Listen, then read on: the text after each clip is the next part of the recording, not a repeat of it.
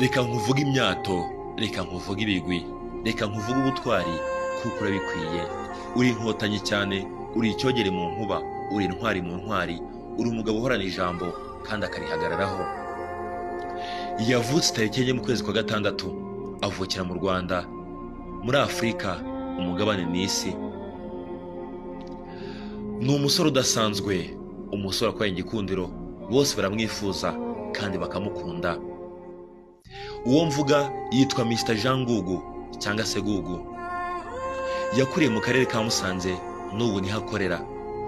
Yamenyekanye cyane muri showbiz nyarwanda akora filime yitwa Ikiriyo cy'urukundo itambuka kuri Iris Rwanda, ari nayo channel ye. Akaba na company ye yitwa Iris TV Rwanda.